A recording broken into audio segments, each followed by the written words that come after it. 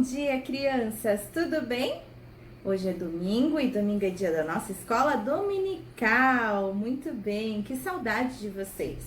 E aí, como foi o final de ano? Festejaram o Natal, o Ano Novo? Tá tudo bem aí em casa? Eu espero que sim e fico muito feliz em poder estar aqui mais uma vez com vocês. Na história de hoje, nós vamos voltar a falar daquele homem que era segundo o coração de Deus. Quem é que lembra o nome do homem que era segundo o coração de Deus? Se você respondeu Davi, você respondeu muito certo. Parabéns! E na história de hoje, nós vamos falar sobre inveja. Você conhece essa palavra? Sabe o significado? Conhece alguém que tem inveja? Já sentiu inveja de alguém? A inveja, ela é um sentimento muito forte e muito ruim, né? É quando você quer algo que não é seu ou que você acha que você merece, mas que não é para você. Havia um menino chamado João. João era o filho mais velho de um casal. E ele tinha inveja dos seus irmãos mais novos, inveja dos seus amigos. Quando a mamãe elogiava um de seus irmãos, ele logo aparecia falando o que ele tinha feito, para que a mamãe pudesse elogiá-lo também. Ele queria que os elogios fossem para ele, não para os irmãos, não para os amigos. E vocês sabem, crianças, o que a inveja pode causar? Na história de hoje, nós vamos ficar sabendo. Para começar, nós vamos lembrar lá atrás como tudo começou. Então, lá no livro de 1 Samuel, nós vimos que o povo queria um rei. Não queria ser governado mais por juízes. Agora eles queriam um rei que os governasse. Então foram conversar com o profeta Samuel que eles agora queriam um rei. Samuel ficou muito triste, lembra? Deus sempre foi o rei de Israel. E isso deixou o profeta muito chateado. Mas Deus falou para Samuel, não, se eles querem um rei, tudo bem. Nós vamos dar um rei para eles, se é isso que eles desejam. E então, o escolhido foi Saul. O rei Saul foi ungido como rei de Israel e passou a governar. No começo, tudo certo. Saul obedecia a voz de Deus, obedecia o que o profeta falava, né, que era por intermédio de Deus. Mas Saul então começou a fazer as coisas por vontade própria e a desobedecer à vontade de Deus. E isso deixou o coração de Deus entristecido. E Deus falou então com o profeta Samuel, falando para alertar Saul que ele não seria mais o rei de Israel, que Deus estava preparando um homem que seria segundo o coração dele, segundo o coração de Deus. E Saul nem deu tanta importância, continuou fazendo as coisas segundo a vontade dele. Deus então pede para Samuel ir até Belém, lá na casa de Jessé, e lá procurar um dos filhos de Jessé, que seria o escolhido então para governar no lugar de Saul. Bom, Jessé chamou todos os filhos que ele tinha e Samuel falou, não é nenhum desses, você não tem mais filhos? E ele então mandou chamar Davi, que estava nos campos. Davi era o filho caçula de Jessé e era então cuidador de ovelhas. Além de cuidar de ovelhas, Davi também tocava harpas, né? E então Davi foi escolhido então para ser o novo rei de Israel. Depois de algum tempo houve uma guerra entre Israel e o povo filisteu. E lá no vale, um gigante chamado Golias ameaçava o povo de Deus, o povo de Israel, zombando do povo de Israel. E quando Davi foi levar comida para os seus irmãos, mando de seu pai, ele ficou muito chateado, muito zangado. Ele falou, quem é esse filisteu? Ele pensa que é. Nós somos filhos de Deus. Ele não pode zombar assim do nosso Deus. E ele se enche de coragem, então, para lutar com aquele gigante. E nós vimos, então, que ele pegou a sua funda, o seu estilingue, as pedrinhas, colocou ali, girou. E o gigante caiu no chão, morto, com aquela pedra que cravou na sua testa. Davi conseguiu isso por conta própria? Não, ele conseguiu porque ele confiava no Senhor. Depois desse episódio, depois desse dia, o rei Saul não deixou Davi então voltar para sua casa. Ele entendeu que Davi era muito valioso. Sabia que o Senhor, o nosso Deus, estava com Davi. Então pediu para que Davi morasse com eles no palácio. E Davi agora, além de ser tocador de harpa do rei Saul, o rei Saul colocou como comandante dos soldados, de um grupo de soldados. E Davi então saía para guerrear com esse grupo de soldados e toda vez que voltava, Davi era vitorioso porque o Senhor estava com ele. E Davi ter ido morar no palácio foi muito legal também para o príncipe Jonatas. Ele e o príncipe Jonatas se tornaram muito amigos e os dois confiavam muito no Senhor. Sabia que Deus tinha sempre o plano perfeito. Os dois confiavam muito no Senhor, por isso que tinham uma amizade muito grande. E os dois fizeram até uma promessa de serem amigos fiéis, um para o outro.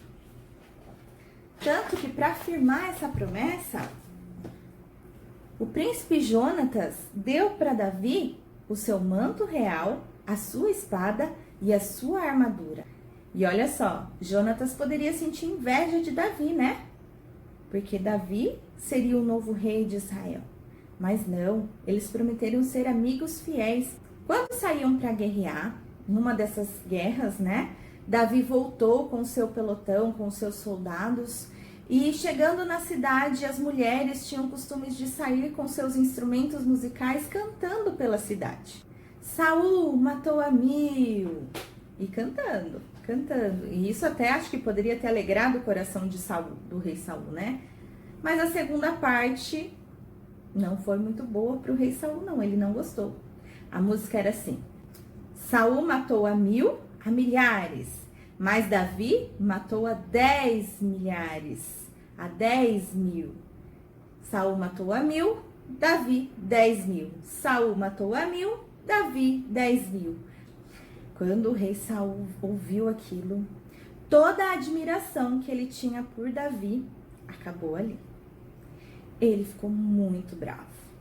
Ele teve inveja. E como assim? Estão dando 10.000 a Davi e só 1.000 para mim? Não, a honra tem. Eu sou o rei, ele não é nada. Ele não é o rei. Eu sou o rei.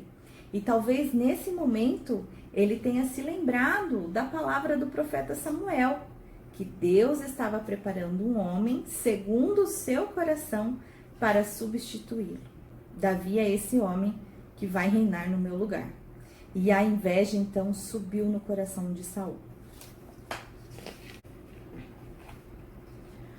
No dia seguinte, quando Davi foi tocar sua harpa lá para o rei estava muito zangado. E a Bíblia fala que um espírito maligno apoderou-se do seu coração. Olha só, gente, que tristeza, né?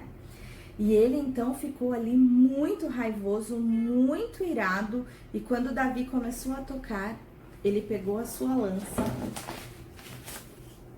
e tacou em Davi, para acertar Davi. Mas Davi se desviou e saiu dali, da presença do rei. Saul tinha medo do rei Davi.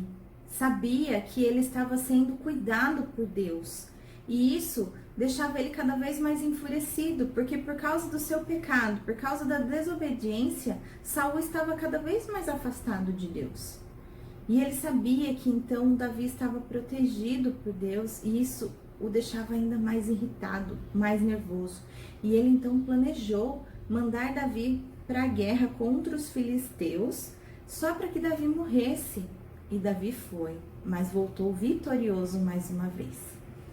E quando ele voltava vitorioso, rei Saul ficava cada vez mais raivoso. E numa dessas vitórias que Davi conquistou, o rei Saul ficava com mais inveja, e conversando com o príncipe Jonatas e com os outros conselheiros, ele falava do seu plano em tirar a vida de Davi. E Jonatas, como melhor amigo de Davi, né, cumprindo a promessa de ser fiel um ao outro, foi contar isso para Davi se esconder, porque o pai dele estava com muita raiva. Jonatas sabia da inveja do pai. E Jonatas então foi perguntar para o pai: Pai, por que tanta inveja de Davi? O que Davi lhe fez? Davi, desde quando veio para cá, ele só tem feito coisas boas. Olha quantas vitórias. E tudo isso no seu governo. Tudo isso vem para você. Por que você quer matar Davi? Pai, não precisa disso. E naquele momento o rei Saul colocou a mão na consciência e prometeu ao filho que não mais mataria Davi. Porque ele percebeu que realmente Davi estava fazendo coisas boas. Porém, passou alguns dias e novamente uma batalha. Davi saiu para a guerra, voltou novamente campeão e foi lá então tocar a sua harpa para o rei Saul.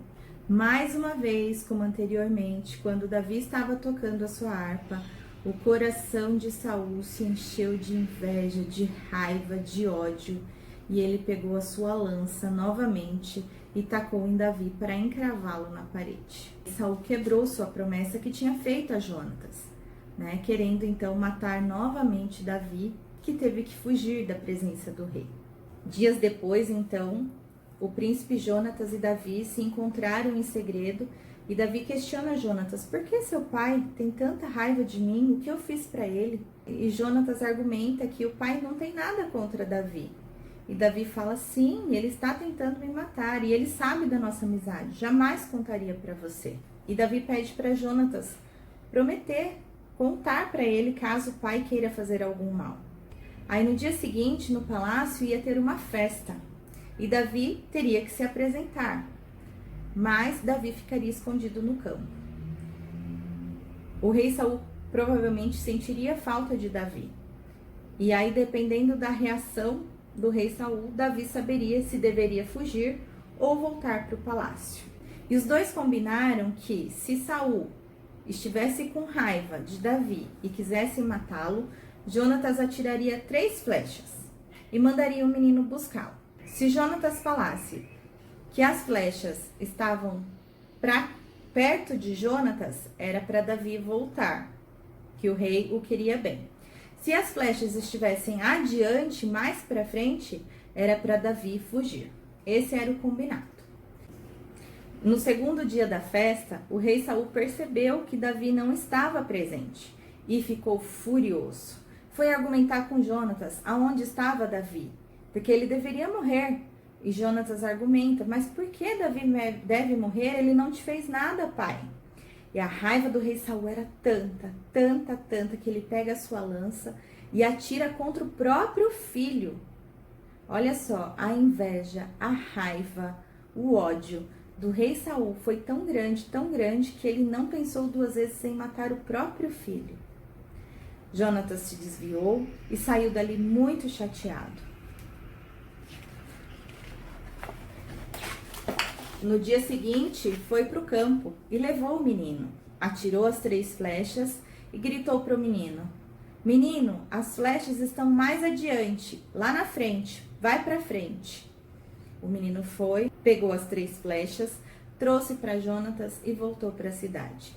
Davi então sai do esconderijo e os dois choram muito, se abraçam e se despedem, porque sabia que o rei Saul queria matar Davi. Mas antes de sair, os dois fazem uma promessa, um ao outro, de cuidar um da família do outro, independente do que acontecesse. Independente da raiva do rei, os dois continuaram amigos, os dois continuariam cuidando um da família do outro. Olha só, crianças, como é difícil essa situação. O que uma inveja, uma raiva, um ódio pode transformar uma pessoa. E não é isso que a Bíblia pede de cada um de nós. A Bíblia pede para que a gente se contente com o que tem. Se o rei Saul tivesse sido obediente, ele não sairia do trono, mas desobedeceu. E além de desobedecer, não se arrependeu. Porque se ele tivesse se arrependido, ele entenderia que o trono deveria sim ser passado para Davi, assim como Jonatas entendeu. E ter em Davi um aliado, não um inimigo. Que nós sejamos diferentes, que nós possamos olhar para os nossos irmãos, para os nossos amigos, para os nossos colegas e amá-los pelas conquistas de cada um. Deus tem um plano perfeito para cada um de nós. E nós temos que nos contentar com isso, que é o nosso versículo de hoje. Lá em Hebreus 13:5, a Bíblia diz: Contentem-se com o que vocês têm. Porque Deus mesmo disse: nunca o deixarei, nunca o abandonarei. Vamos repetir? Hebreus 13:5. Contentem-se com o que vocês têm. Porque Deus mesmo disse: nunca o deixarei, nunca o abandonarei. Então nós não temos que sentir inveja de nada, nem de ninguém. Deus está sempre presente conosco. E quando o nosso coração se preenche da vontade de Deus, a gente entende que a vontade de Deus para nós é perfeita. Ele nunca vai nos deixar, Ele nunca vai nos abandonar. Então que possamos ter essa certeza no nosso coração. Não como o rei Saul, mas sim como Davi, como Jonatas, confiar na plena vontade de Deus. Amém? Vamos orar então? Senhor, nós estamos na Tua presença mais uma vez nesse domingo tão especial.